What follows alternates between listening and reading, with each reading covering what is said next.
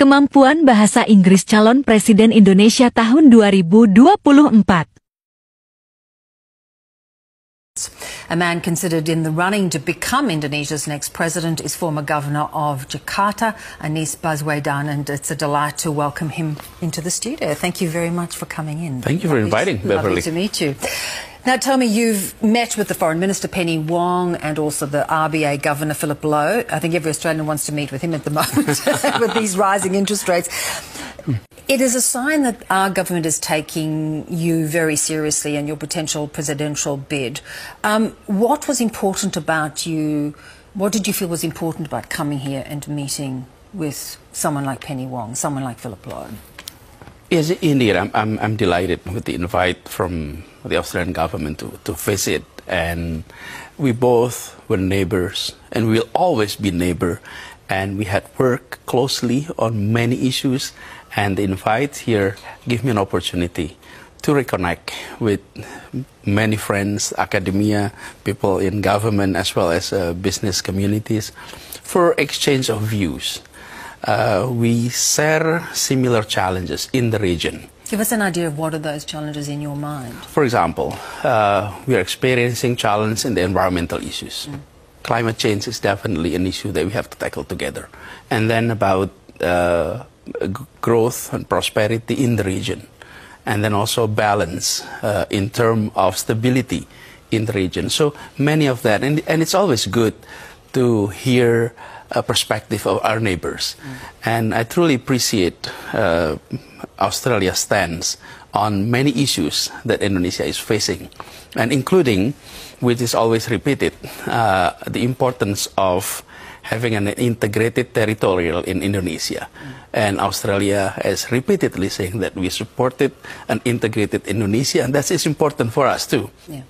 And on the other hand, you know, we would like to see more people-to-people exchange. I think on the G2G partnership has been very strong.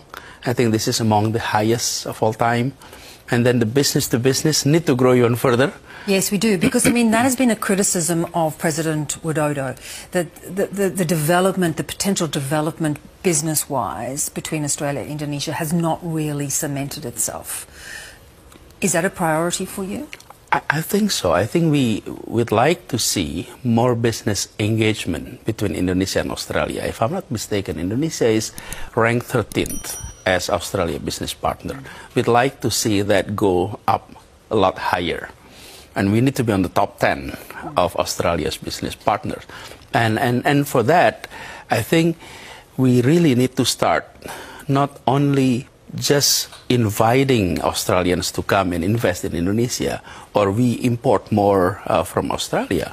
But I think it's also important to underline that harvesting partnership in business, partnerships in government relationship, need to start from people-to-people engagement.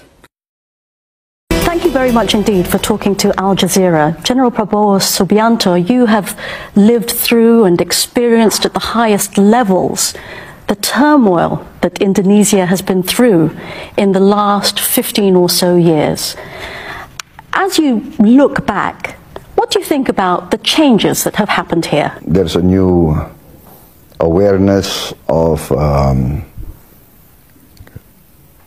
proper political process, but we are still far from what we need to achieve. Yeah. There's still a lot of the hijacking of democracy, and this weakens our country. That's what I believe. People outside the country believe that Indonesia has had actually a pretty good record over the last few years. Of course, they're not experiencing what's happening in the country. What they see is Indonesia taking a leading role in terms of the world, being involved in G20, for example. Tell us exactly what you mean by hijacking democracy. You know, democracy is not just elections. Democracy is also political culture, fairness, transparency. You know, we have many elections in which the voting list of voters are full of ghost voters basically is fraudulent voting lists. How can we have a real democracy with ghost voters? And the number is quite amazing, you know, and even at present we are now demanding an investigation and cleaning up of the voting list. Because how can we have elections with a fraudulent voting list? You know, people who have died many years ago, they're still there. 5-year-old kids are still there. You have names that come up maybe 30 times, the same name with different addresses. You know, so this type of fraud is very prevalent. And the buying of votes, the buying of election officials is very prevalent. That's what I mean by the hijacking of democracy. So, on the surface, it looks good, but in substance, a lot must be achieved. And the problem is, if our people in the end lose trust in government, lose trust in institutions, then I'm worried. I think there can be a real breakdown in the body politic, you know, in our political life. Because history teaches us that if the people lose trust in the institutions, it's the beginning of breakdown, of a failed state. Visit to Central Java and of course here. Okay, is it the first time? Yes, I only went to Jakarta about a few months ago. But Central Java was a little more difficult with the pandemic. I think it's getting better now with the vaccination. Regarding the education cooperation, we do not have exchange of education with your province at the moment. And Austria is very strong in education, exchange of professors, and we have a cooperation with different universities. So I was hoping maybe also your education department could we can send some information, see if we can continue cooperation on this level. It's the possibility of students going to Austria from the University of Nigorod, I think it's university here. Could go to Austria for studies of master or doctorate degree, for example. And we have an exchange program that is always very successful, and that could be an interesting option also for your region, because it's something which we try to support. We try to continue this cooperation and expand it.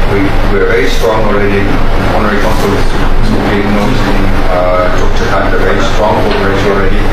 And I thought maybe we could expand also to the city. From Central Java, we can send some of the teacher, or maybe I can invite your expert from Australia to Central Java. Come here and develop something like training for traders. Yes, exactly. Which is the best one? The best one, what we do first, is normally that they come here and they build up the vocational training center, teach them, and after that there's exchange possible. First they build it up here to improve the quality of the workforce and the quality of education. Okay. Maybe my staff can follow with your staff. Yes. And then we can decide about the training for trainers. For the teacher and some of student. And then after this, we can send some of student or teacher go to Australia. And then we come back and develop a new system, I think, for some of school in Central Java. So I want to learn from their experiences in Australia, the relation between the school and industry. Exactly. I hear from Australia and German that we have what you call we call it a dual education system. Dual education system, and you have something like a teaching industry, something like this. Yes, we combine 15, 16-year-old teenagers